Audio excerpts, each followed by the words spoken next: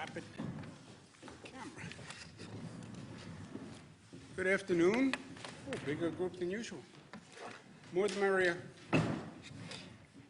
Thank you very much for being here.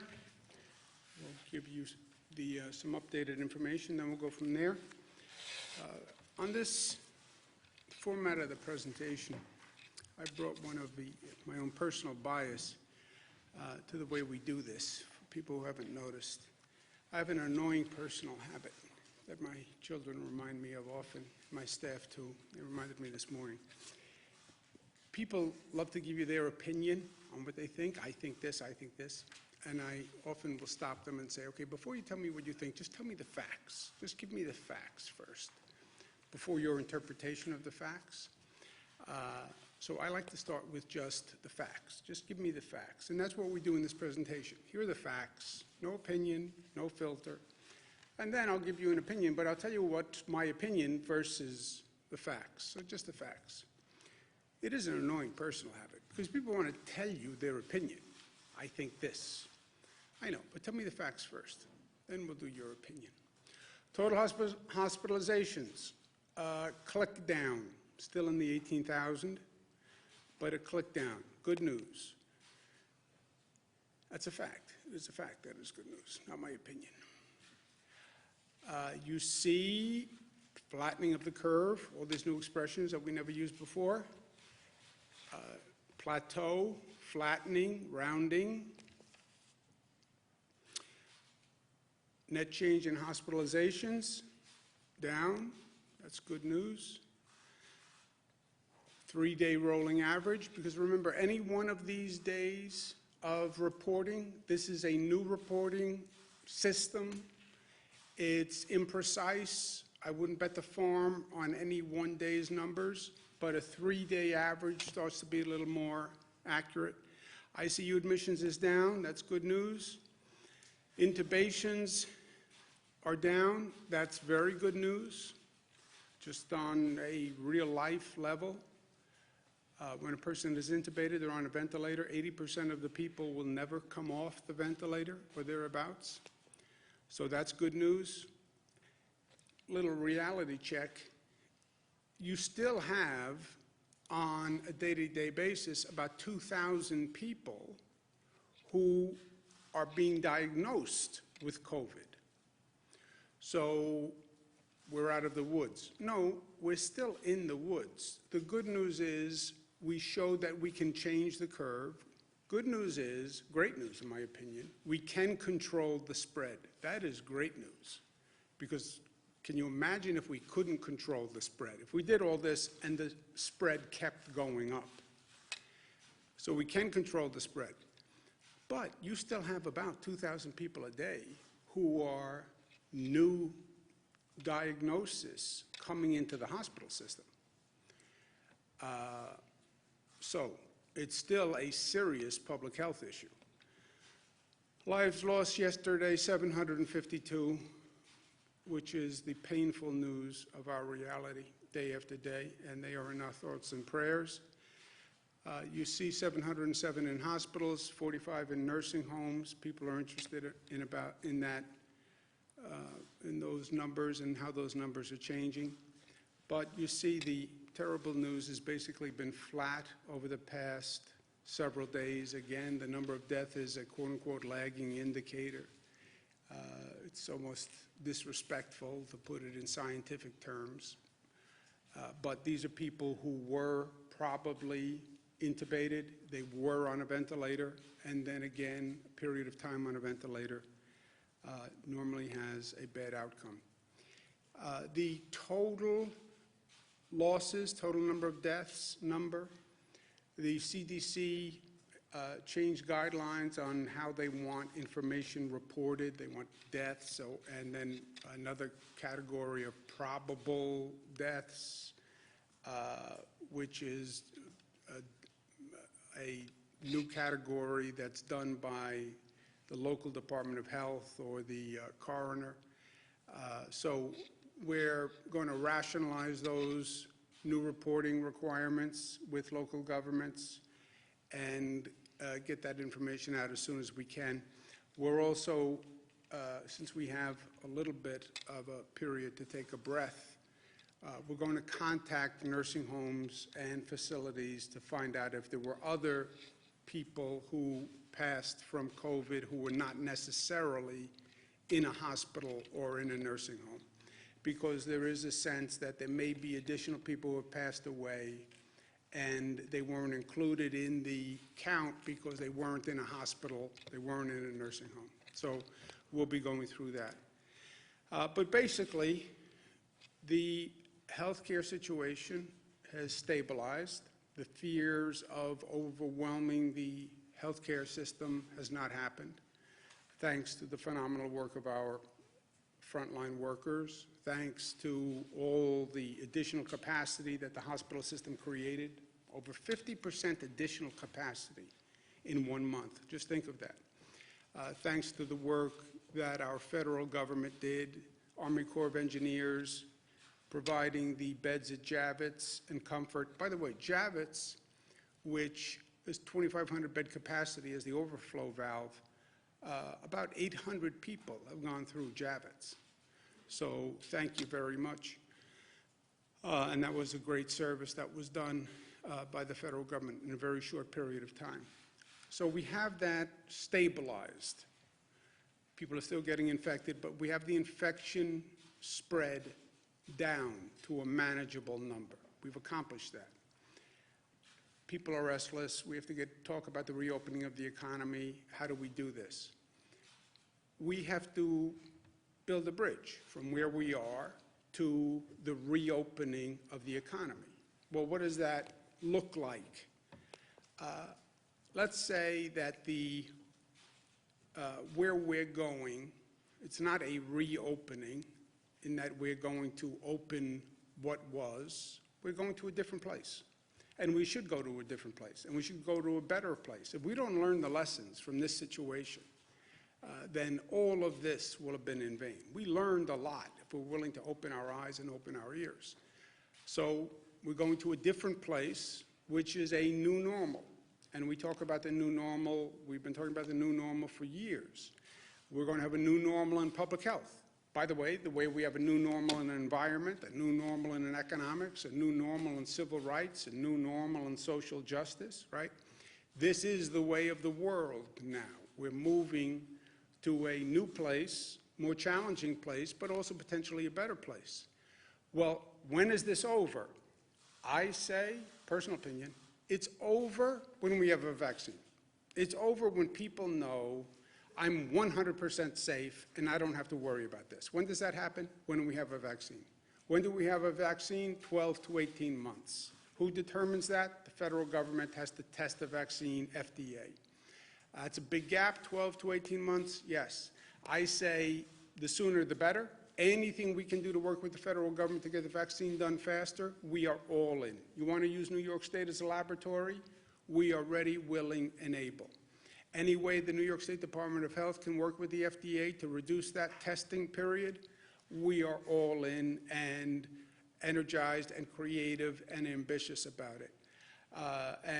So anything we can do to accelerate that vaccine, we will do. You need a place to test it in large numbers. Think of New York. But that's the ultimate end, right? We have a vaccine. Now we don't have to worry about this. By the way, we'll probably have to worry about the next public health risk at that time. So don't forget everything we learned. Besides the vaccine, there's a possibility that they develop a medical treatment.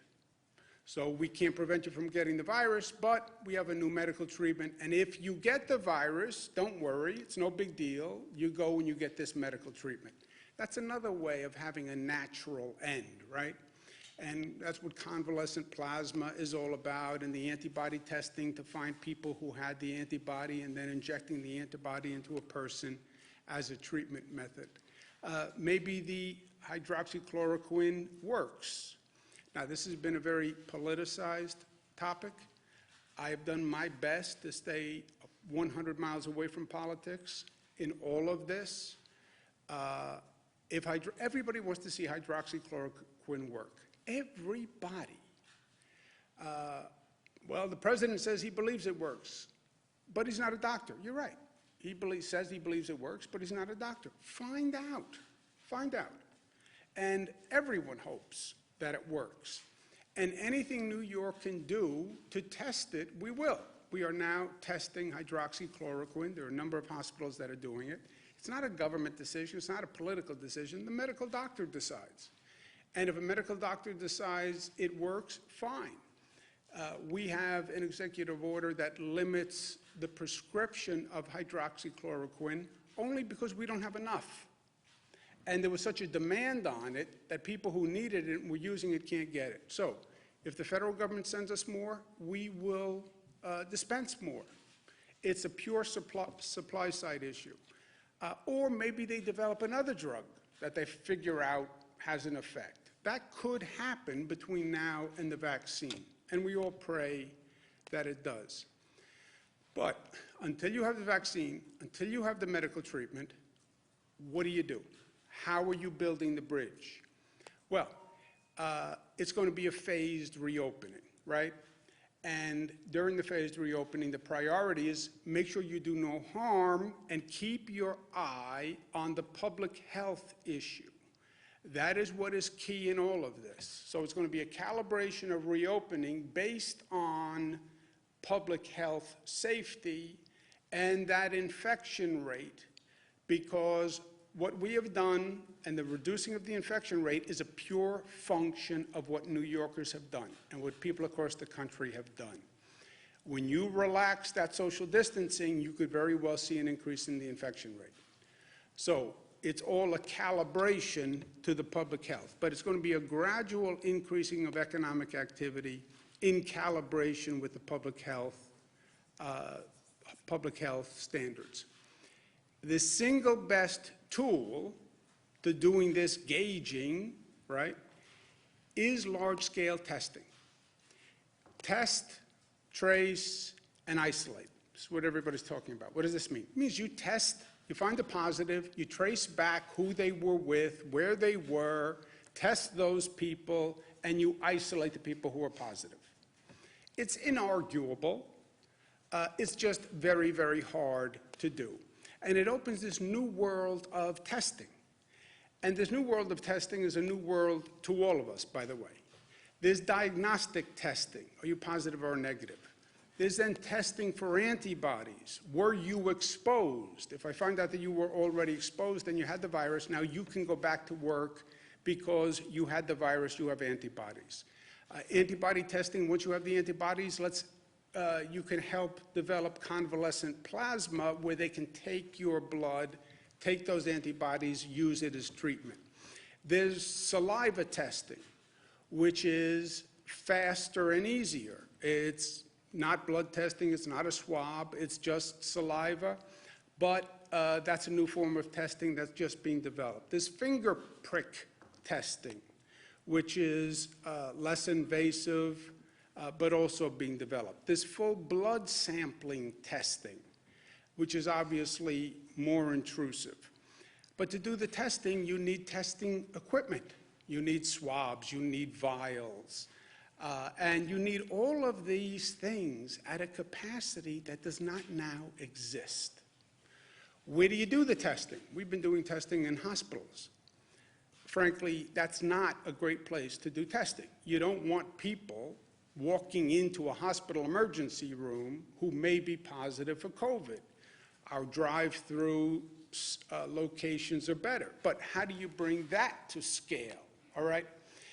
And then, even if you have the equipment and the testing site and the personnel to do the testing, where do you get the labs to test all of these tests? This is a whole world of questions that nobody has ever seen before. The bottom line is, well, you need large-scale testing. Let's do it. We can't do it yet. That is the unvarnished truth.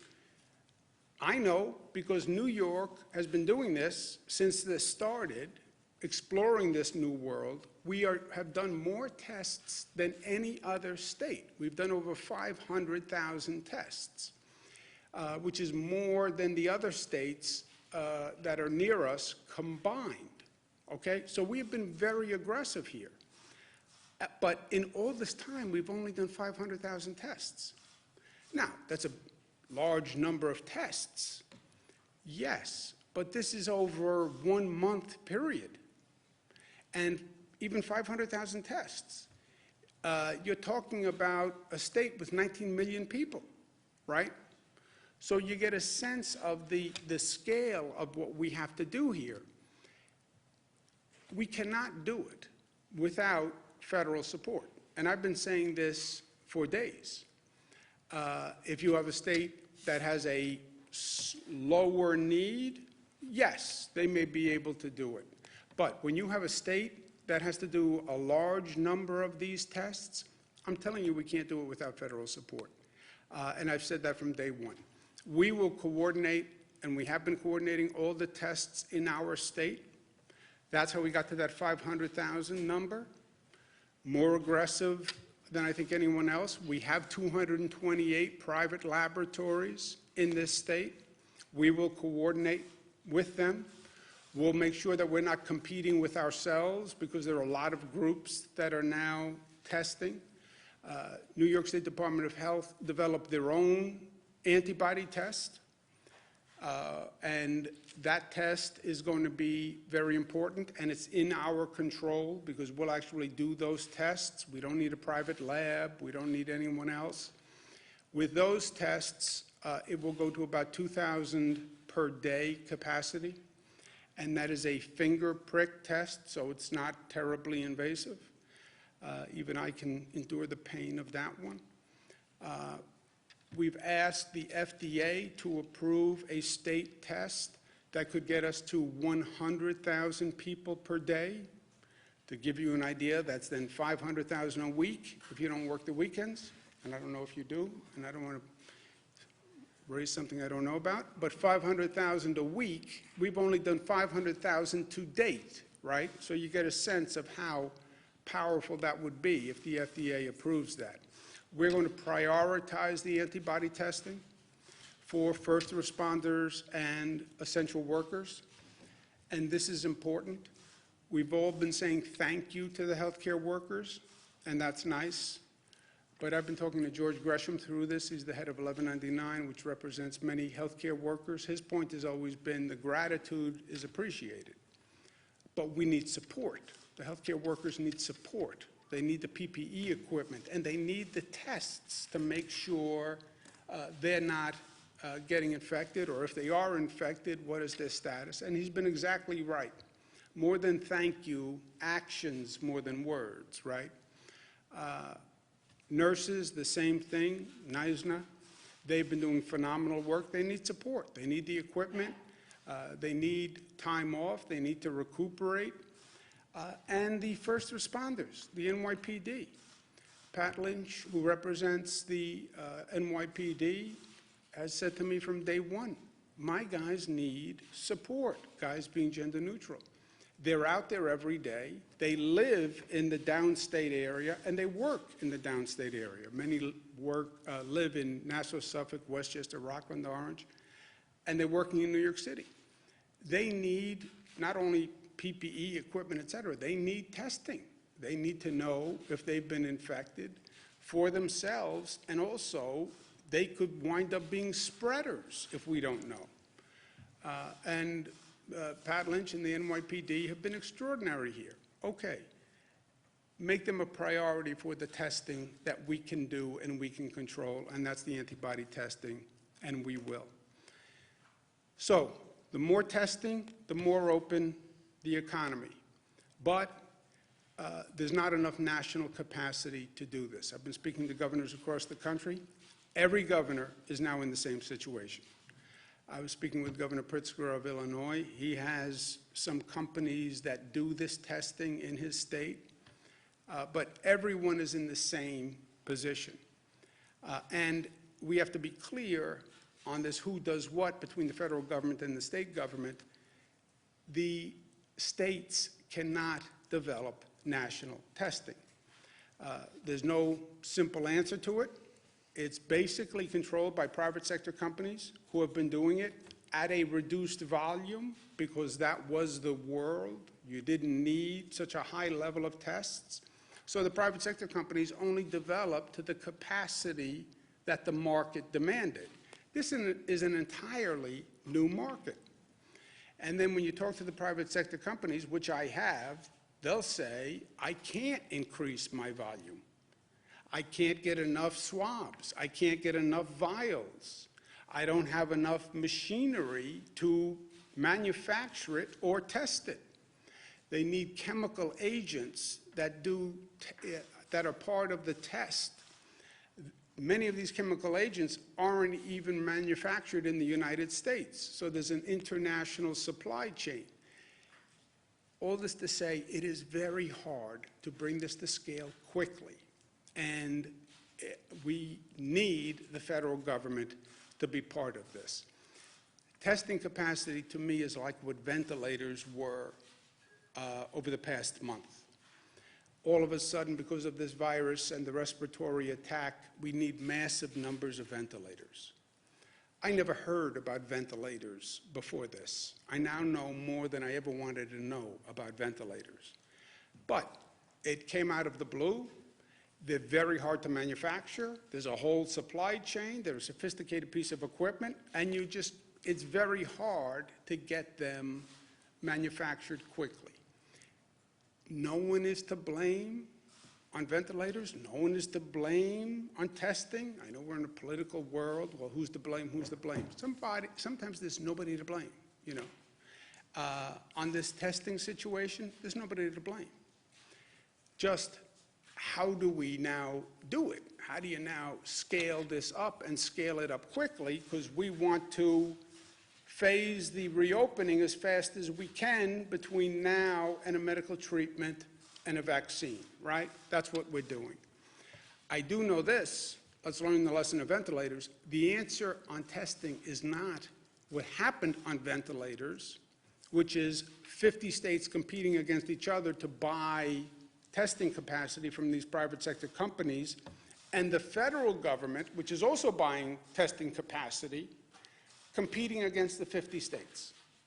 That is not learning the lesson of what we did before. So, partnership with the federal government, 100%.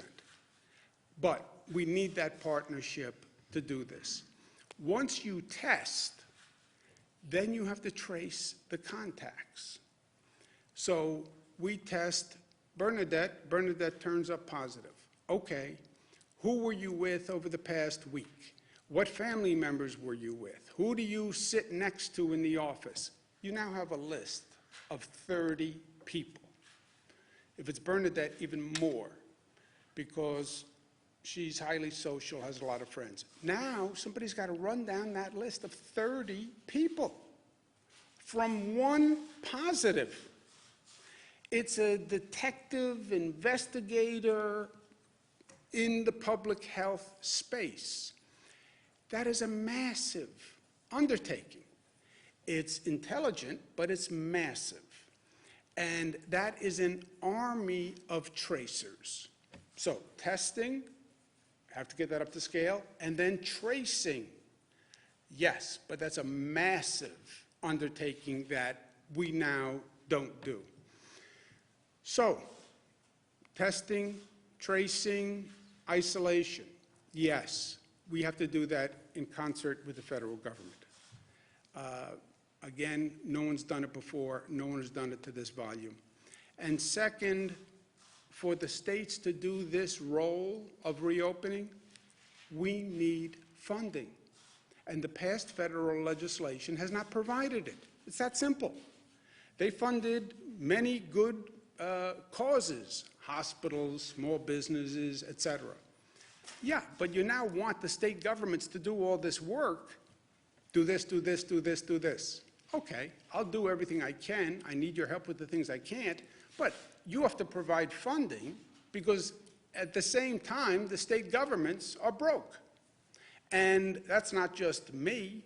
That's every governor in the United States. That's the National Governors Association. The chairman, Governor Hogan, good man, Republican, and myself, vice chairman for the National Governors Association, wrote a joint letter saying the states need $500 billion in funding because I have to be afloat and have some capacity to do all these things you want the governors to now do. And that has to be in the next federal legislation. And there can't be excuses about it. So from today to 18 months, which is the last date for a vaccine, that's what we have to work through. First rule, do no harm. This is a public health crisis. We're still in the woods, and just because that number has plateaued doesn't mean it's any time to relax what we're doing. So do no harm, don't go backwards. Hope we find a medical treatment between now and 18 months. In the meantime, testing, tracing, trying to get that up to scale, which is going to be the equivalent of trying to get Apollo 13 back to Earth, 220,000 miles, 50 years ago. It is a very difficult task. It can't be done perfectly, I can tell you that right now, but we can do better than we're doing. And in the meantime, a phased reopening of the economy as educated by testing, tracing. Now, one other point on the phased reopening. What does that mean? And how do we phase this reopening until we get to a medical treatment or a vaccine?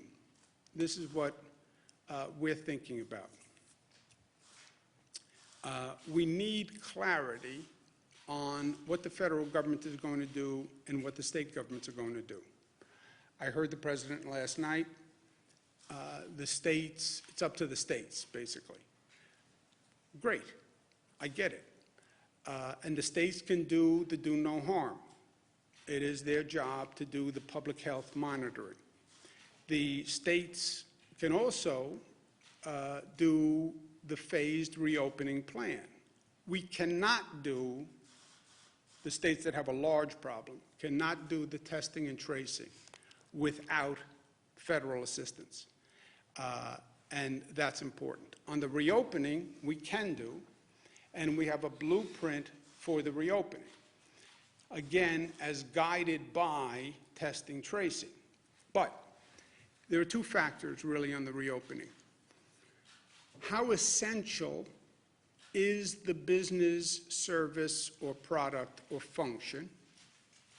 The more essential a business, service, or product, the more urgent the need to immediately get them back online, or as soon as possible. So, how essential is what the business does? And then second, what is the risk of infection spread of that business? Some businesses can say, I can open tomorrow. In my business, I'll have all sorts of precautions. People will not be less than 6 feet apart, period. There will be no congregation of people. I won't do conferences. I won't do joint meetings. It's not the way my business operates. I can bring everybody back, put them at separate desks. They'll never be near each other. I have a very low risk of infection spread. Businesses can start to redesign their workplace to think that way. All right, so your business poses a low risk of infection spread. That's the second factor. And the first factor is how essential is your business. So that is almost a business by business evaluation that has to go on. And then once you determine the essential nature of the business, because right now we have all quote unquote essential workers who are working, right? This would be, well, what's the next tranche of essential workers? And how high or low is the possibility of infection spread if that business becomes operational? And then you basically have a matrix where the lower risk of infection spread and the higher nature of essential services are the businesses that you would start prioritizing, right? So that's how we will inform our economic reopening as we're being guided by the testing tracing, and as we're making sure we're not jeopardizing the success we've made in handling the public health issue. That's the whole outline, the whole vision from here to 18 months, building that bridge to the new normal for the economy until we get to a conclusion. In the meantime, for today, stop the spread. I'm going to show you a chart in the next couple of days. We've been tracking the infection rate, which is what? Which is one person. How many people does one person infect? Does one person infect one person? 2 people? 3 people? That rate of infection is the difference between a manageable situation and a pandemic. And they can calibrate that for what Wuhan did, where we are now, and where we were. And it is a fascinating analysis. But in the meantime, what do we do today? We have to continue to stop the spread. This is a constant calibration also. I'm going to issue an executive order that says all people in public must have a mask or nose covering, mouth and nose covering, and they must wear it in a situation where you cannot or are not maintaining social distancing. Meaning what? Meaning the same thing we've been saying from day one. If you're going to be in public and you cannot maintain social distancing, then have a mask. And put the mask on when you are not in socially distanced places.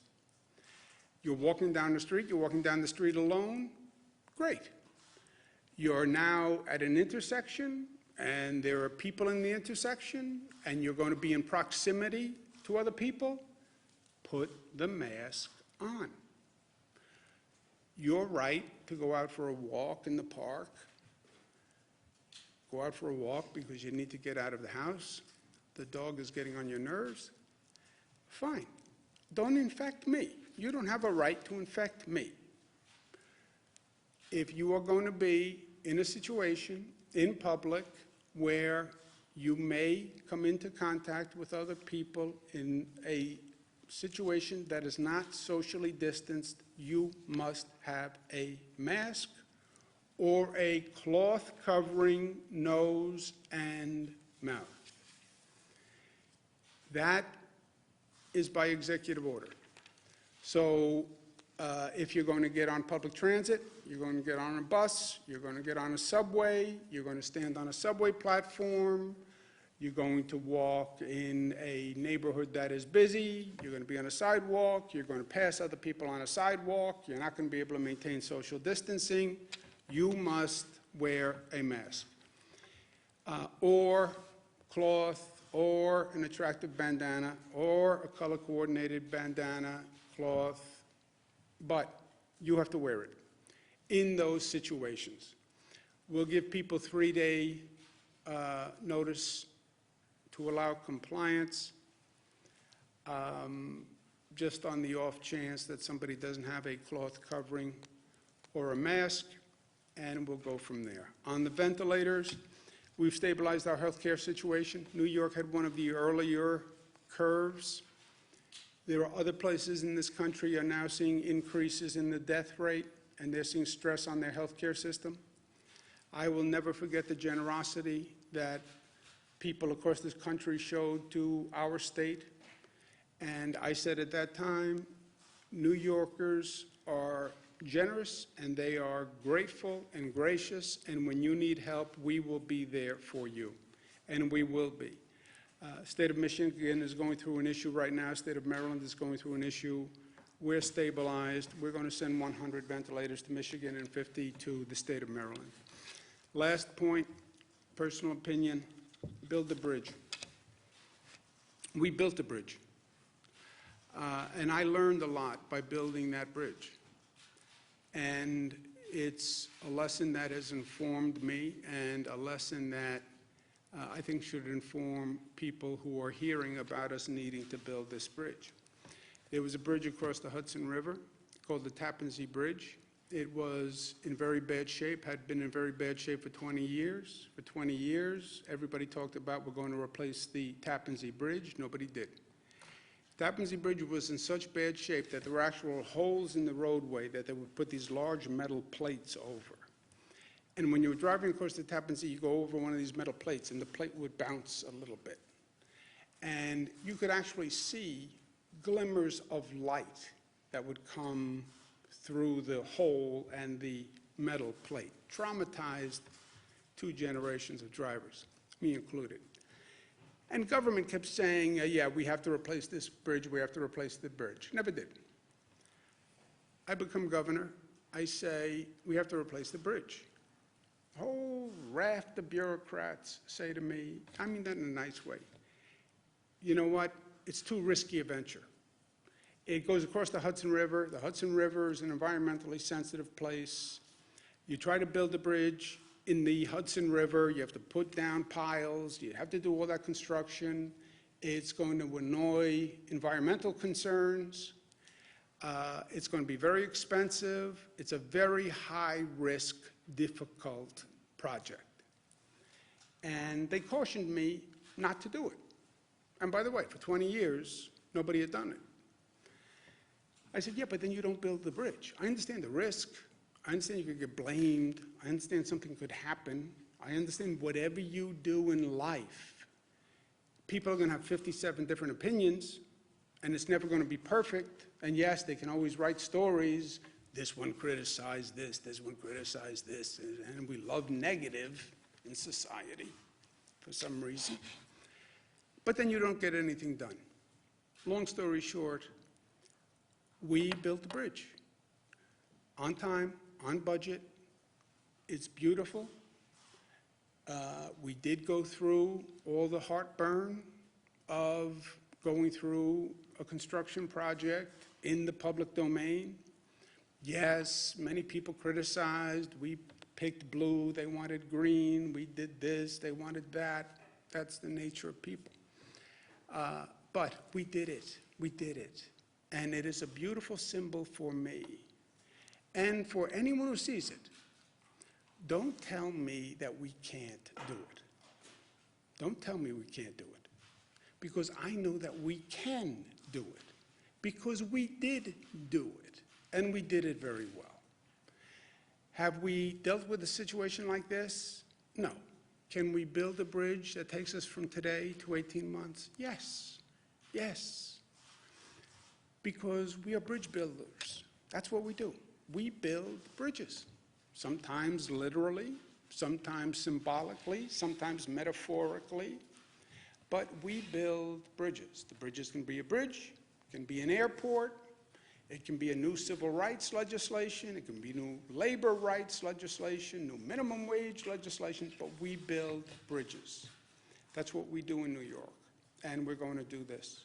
Questions?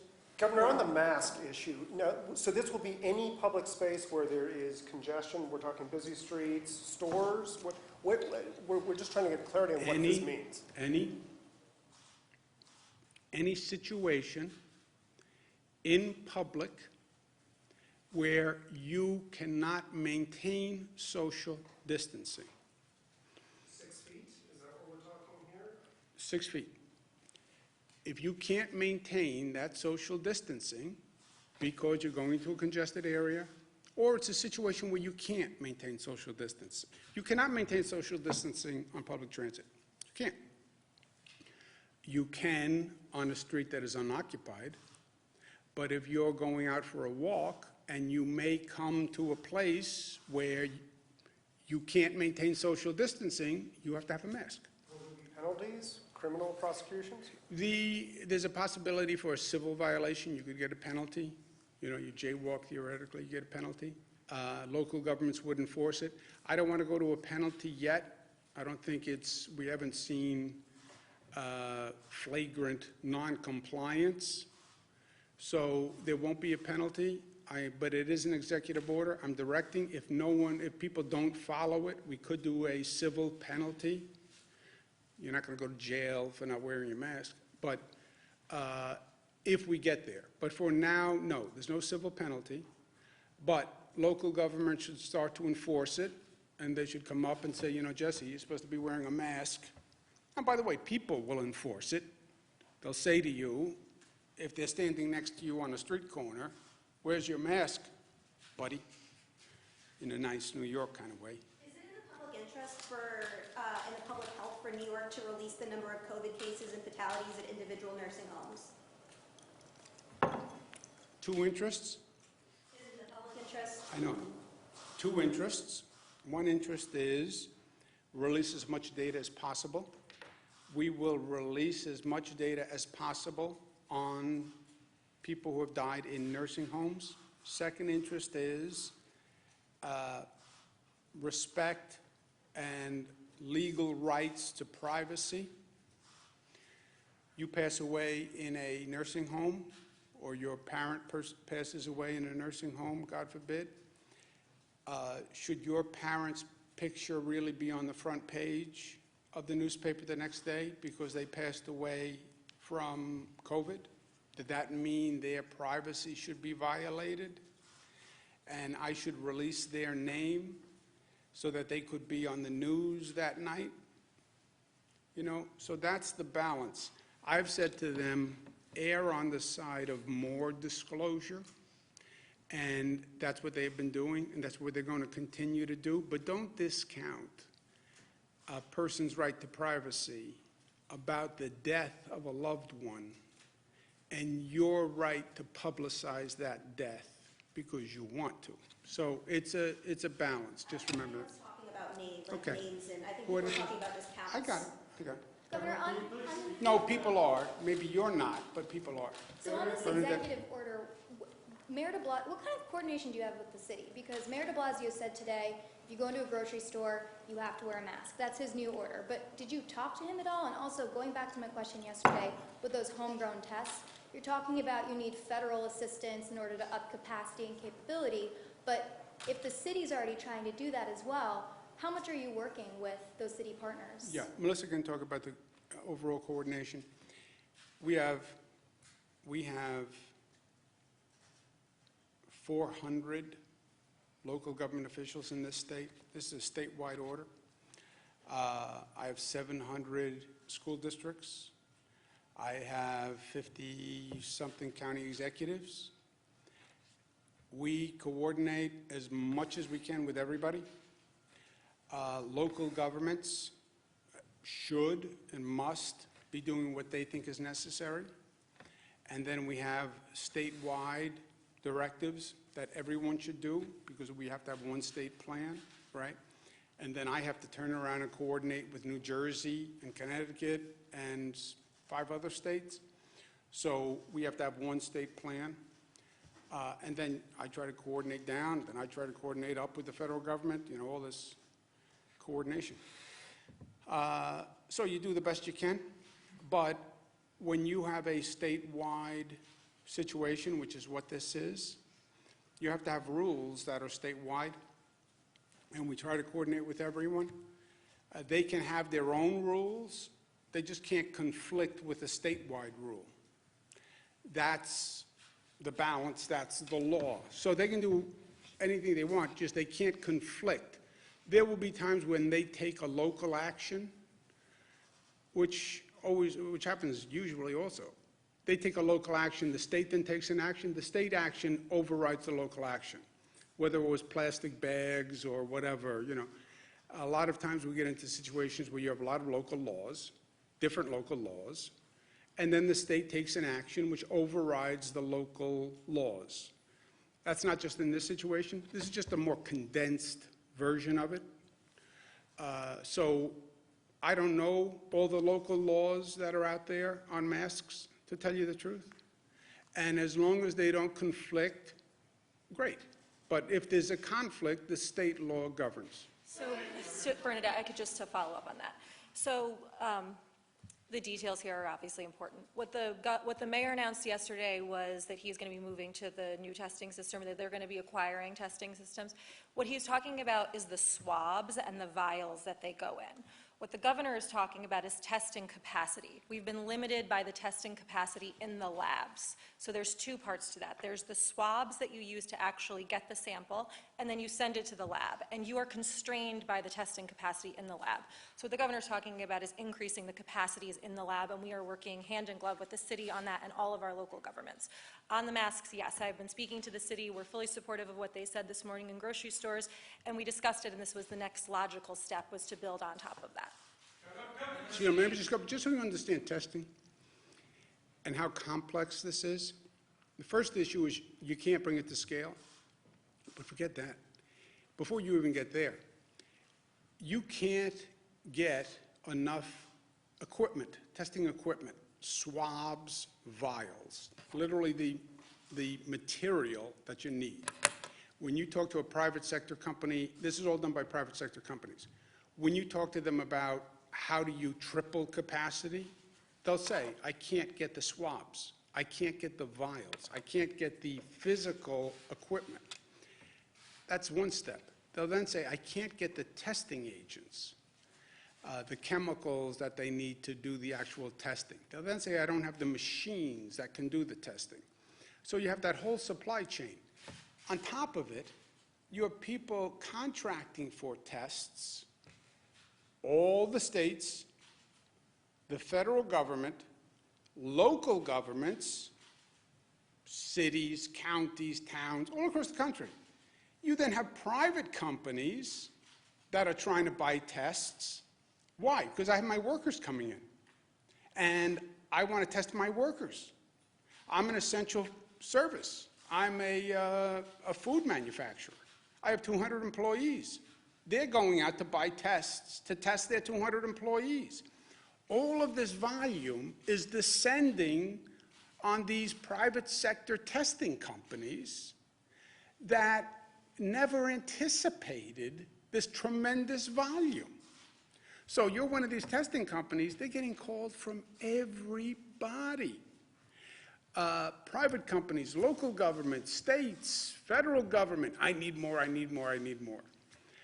So you have this whole, it's just a complicated, chaotic, it is what ventilators was, probably even worse. Now, can the federal government do this? No. Can the state government do it? No. Can anyone do it? No. But we have to do the best we can to try to figure out how do you get the supply chain up, where do the chemicals come from, what countries do they come from, and that has to happen with the federal government. What was shut down a John. couple of, the state has shut down at least one state park in Rockland County at the request of local officials there. Why was that done, and do you anticipate closing down more state parks across the state? I don't know why the park was closed down. Does anybody know? Yeah. Melissa? There were complaints from some local elected officials, I believe, in Rockland County, and so the Parks Department evaluated the situation, and they decided to err on the side of caution, and so they've temporarily closed the park. Our goal is to leave the state parks open because, as the governor said, we do want green space where people can go and get fresh air and exercise safely while they're able to social distance. So we're going to evaluate that situation and make a determination for the long term, but for the short term, it is closed. Your incidental now outpaces far way too many other states.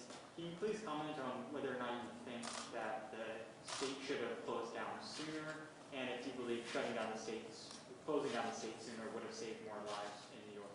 Yeah, look, we can go back and do a retrospective sometime when this is over. As I said, I don't like to do Monday morning quarterback when you're at halftime, because you're at halftime.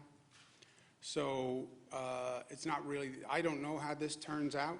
I don't know how it turns out for New York. I don't know how it turns out for the nation. So I just don't see how you start to do a game review while you're at the middle point of the game. If you forced me for a game review now, I would say, yeah, I'd like to know, let's go back to December, January. Who was saying what, when? Where was the international health community? The president says, where was the World Health Organization? This is not my world, right? I don't know who should have done what, when, in January, February, et cetera. On the New York, which is a convenient fact that people miss, there is no state that moved faster than the state of New York from the time of our first case to starting to shut down to total shutdown.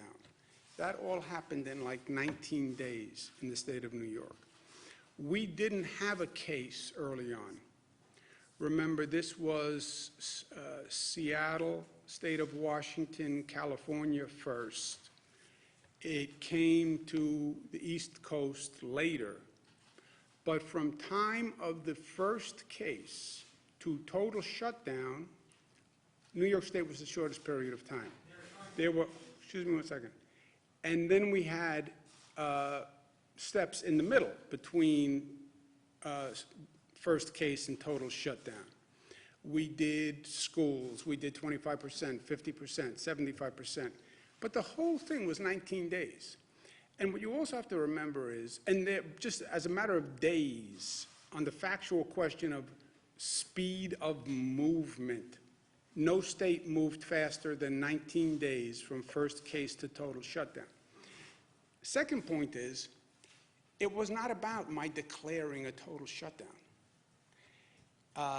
No one had been here before, and yeah, I can sign an executive order saying total shutdown, and the people of New York can say what they would like to say, which it said nicely is, I am not going to comply with that because it's highly intrusive and you have not shown me any need for that action. Do you personally regret not moving quicker? No, I moved faster than any state in the nation. What else do you want? Yes, Governor, or no? Governor, I have two questions on the masks. There's video out of Philadelphia of 10 officers pulling a man off of a train who was not wearing a mask when he was told to put one on or get off. Obviously, in New York, public transit is big. If that happens, if people refuse to get off the trains, what will happen to them? Yeah, we're not there yet. There is no civil penalty yet. There is no mandatory eviction from a public transit yet. Step one is, talking before, the way I govern is I try to lay out the facts to New Yorkers and then say, this is what I propose given the facts, right? Started by saying, here are the facts. It's not my opinion. It's just here are the facts. Then I'll offer my opinion, and you can throw it out the window, throw it in the garbage pail. Then I'll say, this is what I propose based on the facts. Our success here has been the very high compliance rate with a very aggressive policy that came out of the blue. I mean, just think what you're asking people to do. Stay home and don't go outside. Why would you ever believe New Yorkers would comply with that? I think we were very effective at laying out the facts and explaining why. They're staying home, not because I'm giving them a ticket or because I am saying you'll go to jail. They're staying home because they say, I heard you, and it makes sense to me, and I'm doing it because it makes sense to me. So I haven't given anybody a ticket for running a business. I haven't given anybody a ticket for violating anything. It's because they understood the facts. Where I am now, I'm saying, here are the facts. Stopping the spread is everything. How can you not wear a mask when you're going to come close to a person? On what theory would you not do that? Now, if they don't accept that and there's widespread noncompliance, could we go to civil penalty, or could I say you can't be on the trains or buses unless you wear a mask? You could get there. I assume that's what Philadelphia did if they said they're taking a person off a train. But we're not there yet. And I hope New Yorkers will do it because it makes sense. Last part, but also I think people are, is this going to put people in a situation where they're scared not to wear a mask? They want to go on a run or a walk often, they don't think they'll see anyone. And they're worried about getting shamed for not wearing the mask. People, even in this news conference, viewers are writing, why isn't everyone in this room Yeah, wearing a I mask? want to know why you're not wearing a mask. Governor, regarding the paid freeze, I know why. So you wear a mask, you keep it below your chin, and then when you are running and you come close to a person, you either run across the street or you put the mask up over your mouth and nose. So, look, it's not the biggest inconvenience in the world, right? It doesn't have to be a surgical mask. It could be a cloth mask. Have it with you, and if you're walk in the woods and you don't see anyone, great. If you're in the walk in the woods and here comes John Campbell, and because that's what he does a lot, is walk in the woods, and you happen to run into him, then you have to put up your mask because here comes John Campbell. It's not that, when you think about, look, you get everybody's working so hard to spread the disease. The harm done if someone gets the disease, the number of people impacted, the healthcare workers, wear the mask. What's the big deal? It can be a mask, it can be a cloth, it can be a bandana, you can make it colorful, you can have a design, make it advertising. What's the big deal, right? Risk reward is life. the pay freeze for that hits about 80,000 union workers. I think there's 500 to 600 docks workers who have now been infected. That's the prison system, that's parole. Some of them are nurses in state hospitals. So you have now a group of state senators led by Tom O'Mara is asking that you unfreeze that 2% so they can see that tiny amount in their paychecks. Would that break the bank? Yeah, Joe, it would break the bank. You know how you know? The bank is broken. That's how you know. And the state is broke. And there's a lot of good things I would like to do for a lot of good people that we cannot do until we have some financial stability. And if they want to help, tell them, call Washington and tell Washington that you neglected the state's financial needs in the legislation you passed was wholly disrespectful of the reality of the situation. And you know that state governments are insolvent. You know they had to freeze pay increases. You know they had to take all sorts of drastic measures. They couldn't fund education the way they wanted to. Provide financial assistance to state governments so they can do their work. I have to go to work. Say to someone, how does school fit in on ending the pause or winding down the pause? That's one of the main systems, right? We have these states working together. What they need to coordinate are the systems. You need transportation, you need economics, school system. They all go together, or none of the gears can turn unless all the gears turn. Remember?